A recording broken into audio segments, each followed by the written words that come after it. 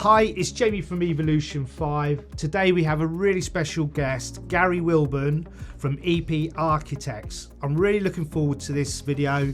We're going to talk about sustainability, net zero, environment and social impact, and how we can obviously do so much better within the construction industry.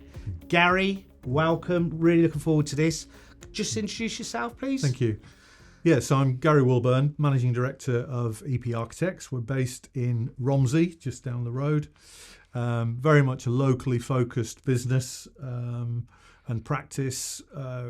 Really want to build the business around the team not having to travel, certainly not having to travel an hour.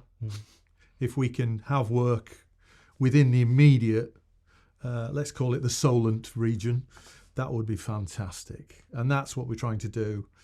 We are quite selective. We're not embarrassed about saying no to people.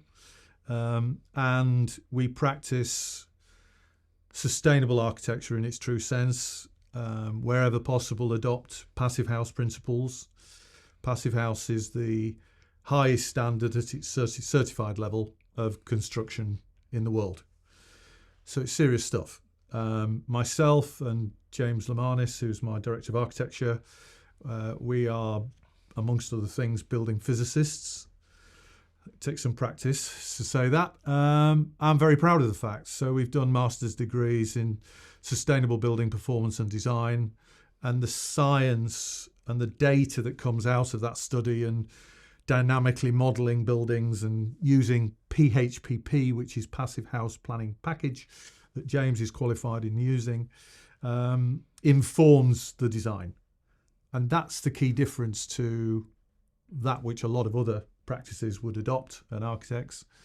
The depth and detail and thoroughness of approach in considering energy consumption at source, considering insulation of the building, reducing the energy use that the building needs in its lifetime at source. That's the starting point. Often one can't do that as much as one would like, so renewables is then the second choice, but the two mixed together dependent on the solution. And my background really is professional practice in London, regionally in Hampshire for a very long time now. 2026 will be my 40th year of practice, so still learning, but we're blessed with a lot of collective experience and knowledge within the team, and we love what we do. Fantastic. So that's EP Architecture, but what about yourself, Gary? You didn't wake up one morning and think, I'm going to become an architect and I love sustainability and the environment. Or maybe you did. Yeah. Well, yeah. So I was blessed with a very homely childhood as a boy in East Yorkshire, near Beverley, for anyone that knows that part of the world. Beautiful part of the world, just as is the Test Valley where I live now, and was blessed with a family, and particularly my father, who worked on the land. We had a 10-acre small holding and lived off the land. You know, as I was joking with you earlier, I probably got to the age of 15 before I saw money, because everything was traded. So, you know, a dozen eggs for a loaf of bread, I don't know, whatever it was, but Dad was a tradesman, so learnt from him in terms of business, but more importantly, the environment, living off the land, respecting the land, understanding without the depth that one does now, soil science in basic terms. You need to leave the land he has to have a rest and a holiday, just like the rest of us, in fallow terms, as the husbandry of farming would refer to it. And I, good Lord, I wouldn't be able to go out there and practice farming now, but I think those informative years, living on the land, living from the land, being surrounded by farmers and people who really loved the earth, loved the animals, and that was incredibly informative. With no disrespect to all my architectural and interior design learning and study, that's the thing that probably has informed me most. Fantastic. So fast forwarding from there. Yeah. So that's obviously the background and the context. So where was the trigger for architecture?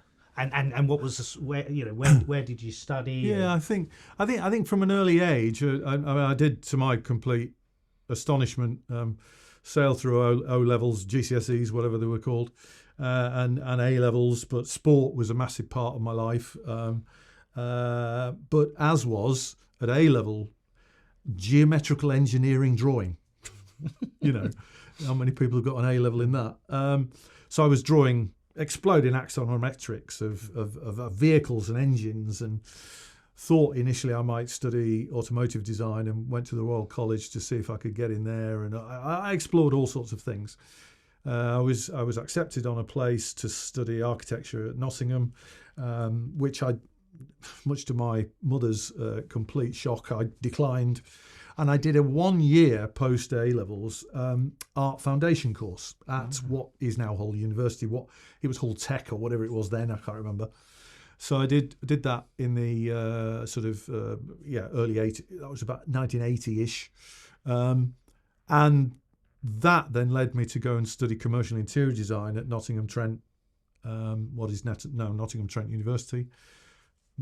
That led to me working in London, which was for what became the biggest design practice in Europe, called Fitch. And anybody that knows about any sort of design will have heard of Fitch and Company. They were globally significant, and I think they got to somewhere like 1,000 staff. I mean, they were massive in the 80s. So I was blessed with doing some amazing work, very commercial, primarily around the retail and leisure sectors.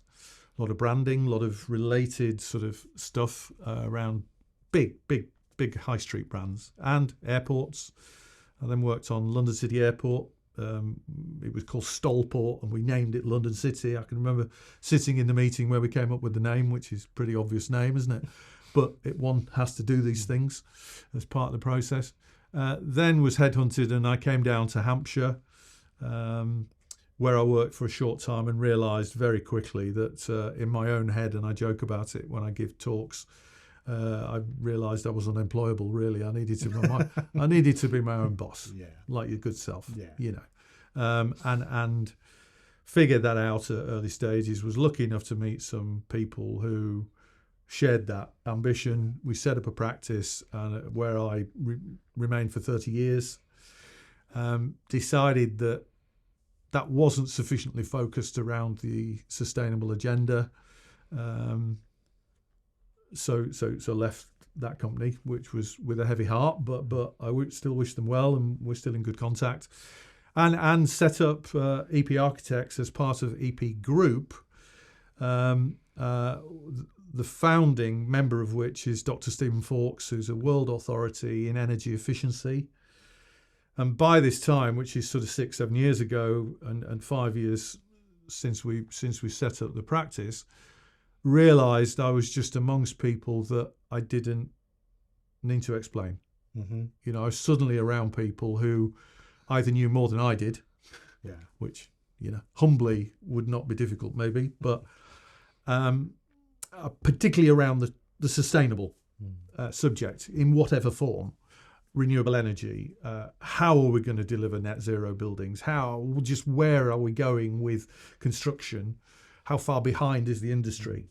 Where do we need to place ourselves in order to future-proof the investment for the clients that we work with? And Dr. Fawkes, Mike Tivy, and my other colleagues at the wider group, we're absolutely on the same page. I'm blessed with some extremely learned people. I've tried to sort of pin down what the difference is, and frankly, the difference is knowledge. With no disrespect to our so-called competition out there, and it's the same for EP Architects. James and I and the team have studied hard. We absolutely love what we do, as I've said already, but I think the important thing is the thoroughness. Yeah. And not being afraid to say no. Often clients, we have to tell them news they don't want to hear. We don't shy away from that, and we're not yes men. We and ladies, we will be honest, and I think that honesty sometimes, in my northern manner, I can be a little brutal with how I might present it, bit too matter of fact. But I think it's something there's not enough of if we're really going to make a difference and get towards not least the targets to achieving net zero that councils around the country, the government, everybody is targeting. They're easy words. If you and I as professionals and the people we work with are going to achieve that, there's got to be a lot of change. Yeah, quite clearly. Yeah, very much so. And I agree with that. So just sort of bring us to the present day. Yes. What sort of challenges do you face as an individual, as a practice, really pushing sustainability, social and environmental impact, net zero? What challenges do you sort of face, not just in the industry, but trying to run a business and also bring people along? Because clearly, you're a leader in this field.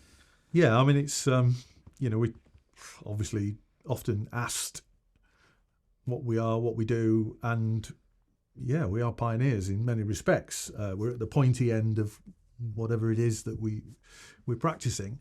And that is difficult because there's a lot of naysayers, there's a lot of people who simply don't believe in the processes that we would adopt and that level of thoroughness. And yeah, okay, that's fine. But trying to self-educate and then share that knowledge with a very broad industry. I was lucky for a long period to be both a trustee and then latterly for 6.5 years the chair of the Association for Environment Conscious Building, the AECB, which I would implore everybody listening to become members. Of course, I would say that, and the case studies that have been built up over more than 30 years of architects, designers, consultants, contractors, quantity surveyors, all sorts of different people that is available once you become a member. And I think even now, student membership is like 50 quid a year or something. It's very, very, it's not a huge amount of money to be members as a practice or individual. And the case studies there, for good and bad, show warts and all. They share the mistakes, which our industry is not good at doing, is it? Because we're all a bit embarrassed to talk about the things we've got wrong. Well, actually, where the things we've got wrong are more valuable than the things we've got right, maybe, in terms of a learning. And certainly when it comes to sustainability and understanding in an unbiased manner what the correct renewables are to apply to a building and so on. We say often in our own insights at EP Architects when we're talking about the subject, you go to, for instance, give a car analogy, you go to BMW, they ain't going to sell you an Audi.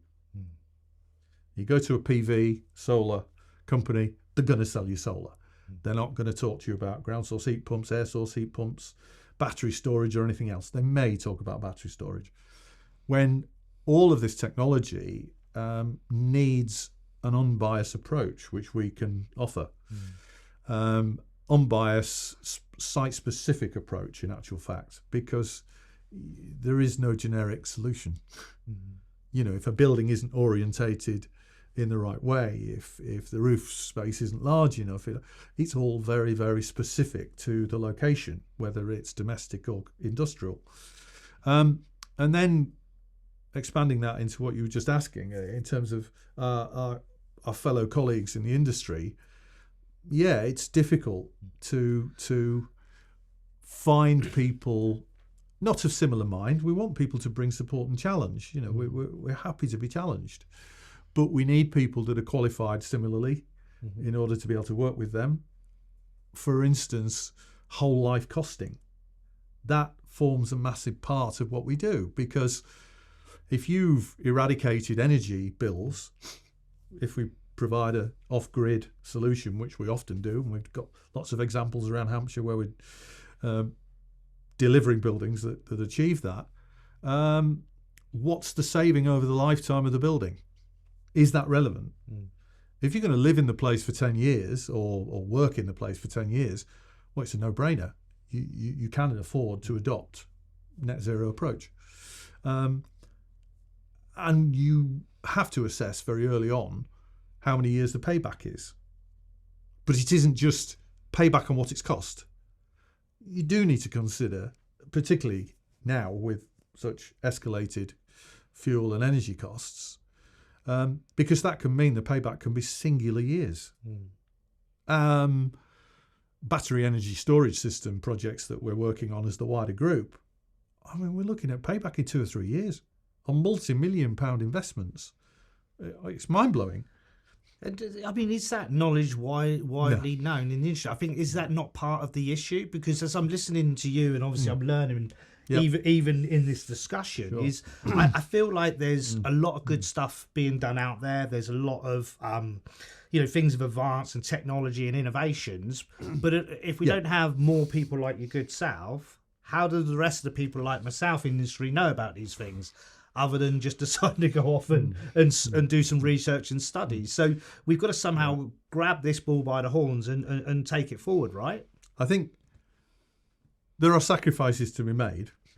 The saying no thing is one of those. There's an awful lot of people out there that we simply won't work with, ethically or for whatever reason. But one knows if you're just barking up the wrong tree. We don't preach. We're not going to do that. But we try and help educate and share our knowledge and experience and findings. There needs to be more of that. If we take a very simple subject, all the tech colleges, which I'm hugely supportive of and very positive about, and I think we need to support them more as an industry, they're teaching people to lay bricks. I haven't specified bricks for 20 years. The vast majority of them come into the UK via Belgium or wherever they come from, but sadly we don't have brickworks everywhere, do we? No. In fact, I'm not even sure we've got one in Hampshire anymore. We used to have Michelmersh near Romsey, which was fabulous, but they were bought and they shut the place. Very sad. So not just because of carbon counting, but if one can't get the materials easily, we refer to it as bioregional sourcing, local sourcing of materials, and labour as well, indeed. We often will not consider using those materials. Well, if the guys coming through college, girls and boys and young people coming through, by the way, whom I have massive faith in, and the quality of people coming to us straight from universities, I think better than it's ever been, personally. But regardless of that, tradespeople, we need them to learn how to build from hemp, straw bale, rammed earth, learn the skills of cob construction, which we all know and love. People would look at a cob cottage in the New Forest or the Test Valley or Wiltshire or wherever and pay extra for it because it's a beautiful historic cob building. Well, we've still got all the materials in the ground, including the chalk, to build from. I know of one 3-storey pre-Victorian house in Winchester, which is all constructed from chalk, rammed chalk. That's very unusual, but all these things can be done. There needs to be change throughout everything, from teaching and learning, the processes, the physical doing. None of these currently are in the mainstream. They're coming through slowly. None of them are singular answers in terms of replacing the traditional bricks and mortar. But I can assure you, it's coming fast. So off-site construction, I think that MMC, modern methods of construction, is the wrong term personally, but let's just call it off-site. Engineered solutions, faster on-site, and in most cases already, by the time you save building them on site, more than pays for the extra cost of making it in a factory, and you get a better product, in my opinion. All of that's coming. None of it's singular answer. Bricks will continue to be used. I'm not saying ban the brick. I'm not saying anything silly, but we need to adopt and use and embrace all of these different methods. And again, all my colleagues at the ACB and wider at the Passivhaus Trust, which came out of the ACB many years ago, would be able to explain that. And I think the knowledge is accelerating. The number of people who understand these things are enthused by them. Traditional trades that are being rekindled. We're doing a lot of work on historic renovation and regeneration of historic railway buildings. We've done one at Shawford, just up the road near Winchester. Small, humble little building. It was the ticket office historically in Victorian times. Shut, the Beeching Act. So been closed for 45 years, collecting pigeon poo and not a lot else, and was in a right state, really awful. And working with the Hampshire Community Rail Partnership, that collectively managed to raise somewhere north of 300,000. I think it was about 350k in total, including fees and everything. And we regenerated it with Avon Construction, great local builder based in Ringwood, and lots of skill, lime mortaring, all traditional methods.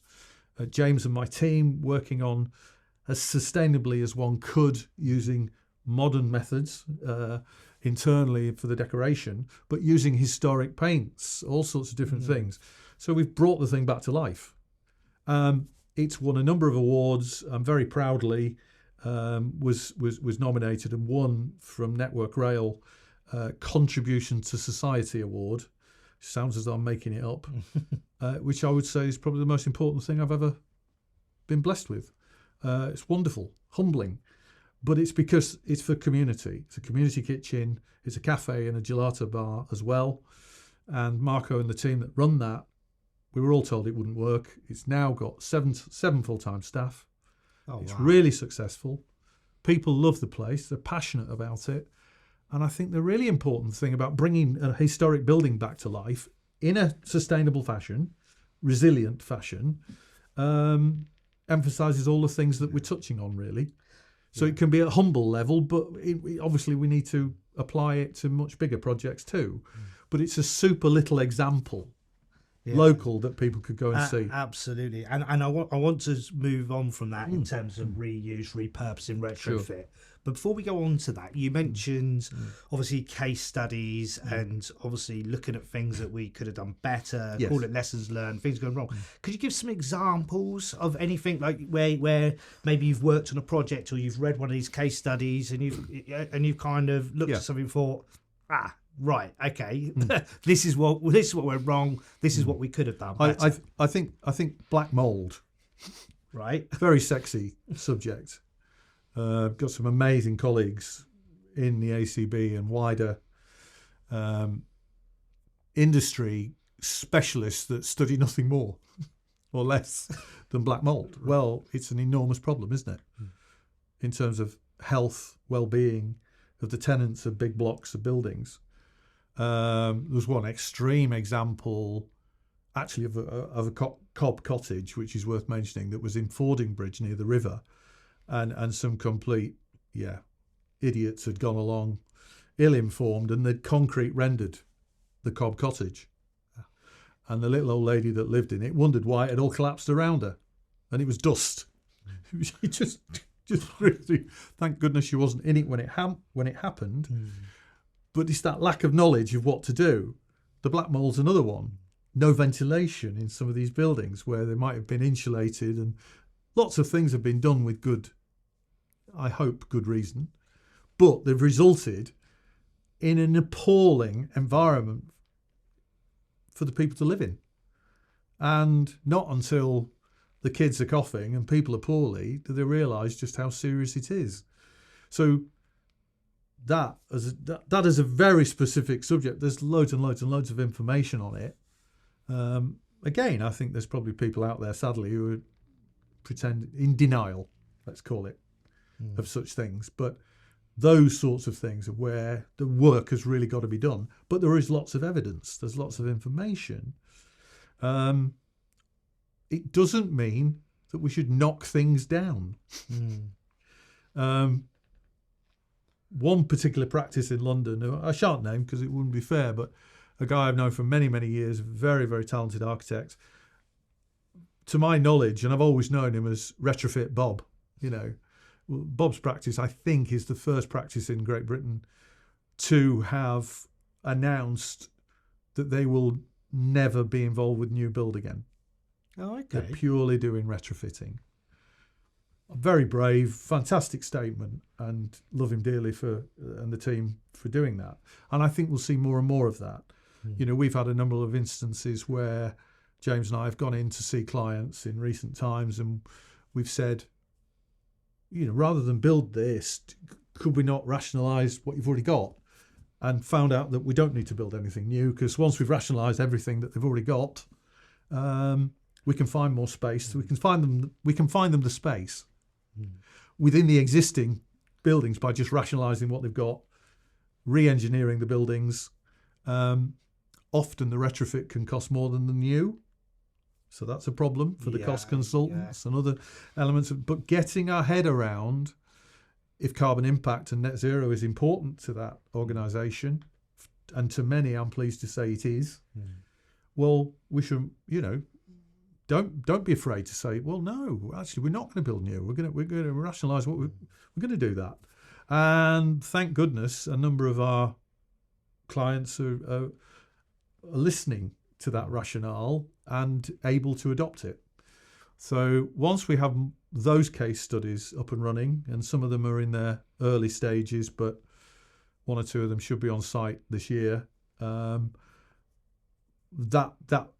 is case in point, like the little Shawford example. You know, we need demonstration projects, and for people within the industry and within the region, particular to Hampshire and where we are, to share those and visit them. And that could be through again, ACB local group. There is a Hampshire group which anyone could go and attend the events that they hold. Everyone will be welcome, you know, whether they believe or don't believe or want to argue furiously or whatever it is. Let's talk about it. And that leads on quite nicely. I'm not sure if you're aware, the last video we produced was on social housing, and Yes. you're probably aware, obviously, of the current government building Britain again, and they've come up with some really ambitious numbers on creating, obviously, new homes, if you like. Yes. And when we say new homes, we don't necessarily mean new build. We mean new homes as in new builds and repurposing or retrofit. Yes. And it's quite clear to me, especially with all the existing stock, that's going to be a big part of, or should be a big part of the government strategy to create these new homes. Yeah. What, you know, in that respect of retrofitting, which you've just sort of touched on, how would a local authority, you know, go about retrofitting their existing stock? What sort of things do they need to consider? Because you said obviously cost could be as much as new build, but it's not always just about cost. So what sort of advice or considerations are there? I think the problem that everybody sort of hits straight away when you're looking at repurposing buildings is the existing building fabric. We adopt, and many people like us adopt, a fabric first approach. If we can sort the fabric of the building out, obviously you've no excuse when it's new build, because we should be building to far higher standards. Absolutely. You know, I haven't seriously considered just building regs for years and years. We aim here. If we only manage to, you know, but if you aim here, that's what you're going to achieve. We want to target much higher standards, right up to Passivhaus as and when can be afforded and when it's relevant. So fabric first is always an adopted approach and a starting point for us. On historic buildings, for emotive reasons or listing reasons or whatever, and on certain types of properties, that simply isn't possible currently. Right. I think we're going to have to find more and more methods of doing that in an acceptable way. Dealing with the fabric for local authorities and so on, it's a much easier fix if they can just slam a load of renewables on it, stick an air source heat pump on the back and do whatever. There's a lot of people out there who would think that they've solved the problem, and they haven't. And it's shocking to see some of the things that are happening, and the fact that there's a lot of bad advice going around. There are some great practices and great examples in recent years. A few years ago now, London-based architects were awarded the REBA annual prize for a council house property development. I think it was up in Norfolk, which was also designed to certified Passivhaus standard. Well, for RIBA to acknowledge that and hold it high, great credit to everybody involved with that. And from a cost consultancy point of view, my understanding is that they achieved very good comparative figures had they just adopted a building regs approach to it. So more and more examples are coming through. Good friends who work in international, national scale practices are beginning to see that the sort of standards that I'm talking about and imploring for everyone to adopt, that it is achievable at very limited or no extra cost. But the important thing is, with all of these, right up to certified Passivhaus, unless you adopt it right at the beginning of the process and have champions at every single company and part of the process, including the contractors, including the clients, if you're not championing it right through, you ain't going to do it. You're going to fail. And you can't bring it in midway through the process, which I'm afraid, I hear a lot. We're approached quite regularly to do that, and we can't. We say, we'd love to be involved, but it's too late. You're not going to do it now. We'd have to start again. People don't want to do that, do they? Because they've spent good money on what they thought was the right advice. So retrofitting particularly, of course, it's counterintuitive to a lot of the industry. Why don't we just bulldoze it? Why don't we knock it down? It's going to be cheaper to knock it. Well, we're never going to achieve those targets that have been made, for good or bad, not by me, but those targets that are out there in terms of carbon, in terms of net zero, all of the, adoption and statement around climate change. Forget all the naysayers. It's there. Well, if we're to achieve that, you can't continue to just always knock it down and build new. We've got to retrofit. The skills around retrofit are very, very different and rely upon, right from the off, the quality of the survey and the assessment of everything from black mould to whatever it might be that's inherent in the building. But of course, we're blessed with an amazing array of construction from Edwardian, Victorian and Georgian times, and we all, I think just about everybody in the UK, dreams of living in a beautiful Georgian terraced house or whatever it might be. The classic, you ask a kid to draw a house, it's going to look Georgian with a little portico, isn't it? There it is. It's all lovely. Well, all of that housing stock and all of that existing construction, it lends itself generally very well to retrofitting. It really does. But there are compromises to make. Sometimes you've got to insulate it on the inside of the walls, which reduces the size of the rooms. All sorts of different things that have to be considered. I'm not saying it's perfect. I'm not saying it's easy. Decisions are needed to be made. But also everybody throughout local authority, through the planning process, through the construction team, they all do need to understand and then champion the sorts of processes that we would want to see adopted. And that is an enormous challenge. But as a fabulous positive, we've recently, via the social media, LinkedIn and so on, we've been advertising for young people to join us as a business. The response we've had has been overwhelming. It's been incredible. I'd expect, 3 or 4 applicants for a post maybe, and we've had 64. A huge amount of interest. And from people who have done similar study to James and I, and they've gone through master's degrees in sustainable construction of one form or another. It's very encouraging to see the number of people engaged with these new methods, a very forward-thinking, future-proofing sort of agenda, interest in whole life costing, fabric first construction, and I'm certainly encouraged. We've a lot more to do, but I take great deal of encouragement from that. I wouldn't have had that response 5 years ago. Well, that's really interesting, and it is really good to see. Very positive. It shows that there's a wealth of people available, which is another thing, for those naysayers out there that would be negative about what I've just said.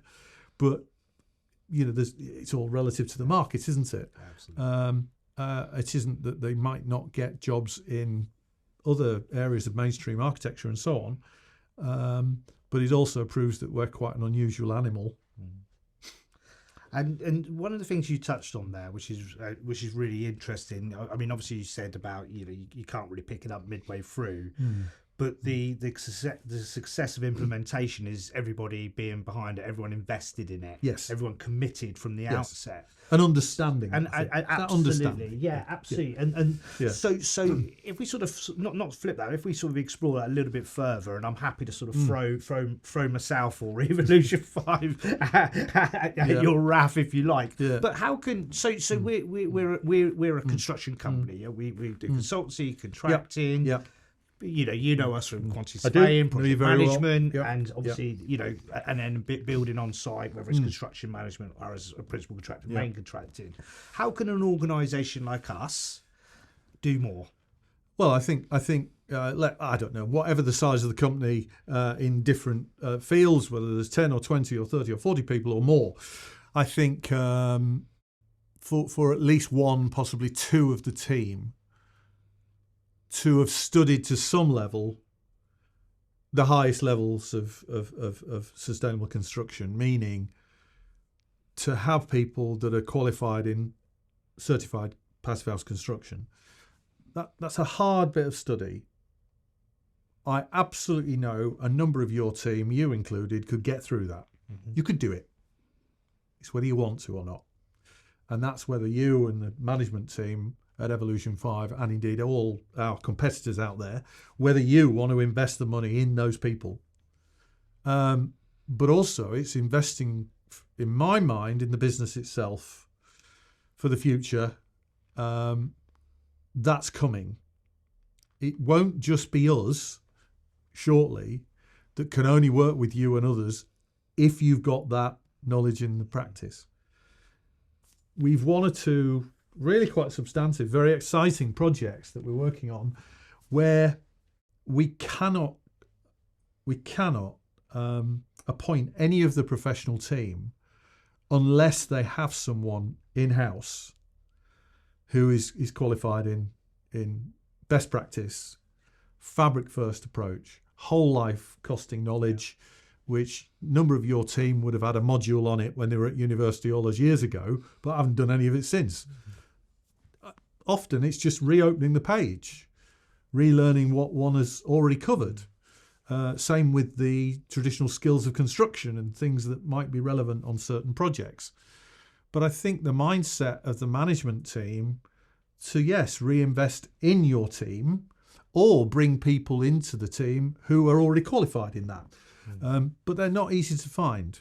I've got a wonderful lady coming to see me next week who was the first structural engineer to have studied Passivhaus in the UK. I can't write you a long list of engineers that have done it. She's a very, very unusual animal, very rare species at the moment. There are more and more architects and designers that are going through the process. I'm aware of a few people, but if you rang the Passivhaus Trust or the AECB and asked for a list of people that are you ain't going to get a massive, great, big, huge pages of options. And certainly Hampshire, there ain't many of us. There's not, but it's coming. But it's coming. I think it's coming thick and fast. And that doesn't mean that is adopted on everything that one would do, but it informs it. So we use PHPP, which came out of Passivhaus process. We use that as a light touch scientific tool to inform all our designs, whether the client asks us or not, whether the wider team understands it or not. We inform the design with that. James and the guys apply it at the early stages of our design process, and every project, in my opinion, benefits from that. So we're understanding of the U values of all the makeup of the fabric of the building, which, golly, most of the industry understands. They've got to do it to do the, SAP calculations or whatever else.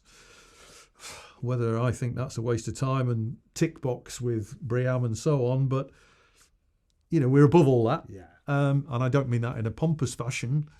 We need to go beyond that to really make best effect. And, a little bit more knowledge, genuine understanding, and having someone within each of the businesses, Evolution5 included, who will, every day of the week, it will get mentioned. Yeah. It just raises the awareness, doesn't it? It lifts it in the priority of the everyday things that your guys have to cope with, which is a massive amount. So sorry, I'm chucking something else in that people have got to learn, and they've got to, adopt, adapt, support and embrace, but we need champions. Thank you. We need to wrap up. Yeah, sure. I could honestly listen to you all day, because I'm not just, it's not just really engaging. I'm actually learning as you're saying things. Clearly this is something you're really, really passionate about, and I don't have the in-depth knowledge to know all the right questions. So to wrap up, is there anything I haven't asked you, or anything worth mentioning in terms of construction, sustainability, architecture that we can sort of finish this video off with? Well, a couple of things. I know we've touched on it in terms of traditional means of construction and knowledge. It's nothing to be afraid of. We've got wonderful tradespeople. They might just need to adjust and have a little bit more training in certain areas. The same in joinery and carpentry and M&E, of course. It all needs a different approach. There's a lot of mechanical engineers out there that didn't like me years ago when I was, began my journey in all this stuff, and I've designed lots and lots of buildings that are naturally ventilated. So they're unemployed, aren't they? But they need to, again, some buildings work really well through natural ventilation, no plenums and no energy to provide that ventilation. So in certain large scale, particularly leisure buildings, some retail, definitely some commercial, etc., it works really, really well. So you've just got to adopt a different approach. I think it's have an open mind. Try to please look past the things that might deflect, being too green, tree huggy, whatever. Whether I hug trees in my private time is my business, isn't it? But this is about business. It's about sensibility. It's about doing the right things, but also saving money at core in the energy efficiency of the buildings that we're involved with, whether they're new or old.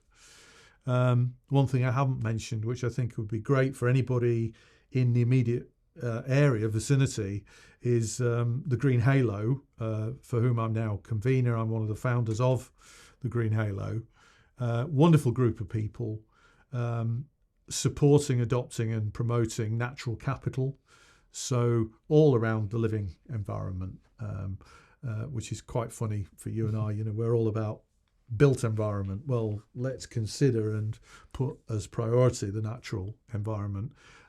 If you look up Green Halo, you'll find it as a Hampshire New Forest based organisation, and it's free to join. So please join us. And the same as I've promoted earlier, the AECB for professionals who want to learn more and want to see evidence-based information. Please, likewise, look them up and join and have some fun learning. It's not embarrassing to not know what I'm. Everybody out there is happy to help. In the broadest sense, you'll find that it's not just myself, but people that have gone through this training and yes, passionate about the subject, most people are absolutely willing to share their findings. They really are. Gary, thank you. I really appreciate and very grateful for you coming in today, sharing your expert knowledge and expertise. So thank you very much. Thank you. Cheers. Thank you, Gary. Cheers, mate. I hope you enjoyed this video and found value in it. If you have any questions, please get in contact and we really look forward to hearing from you.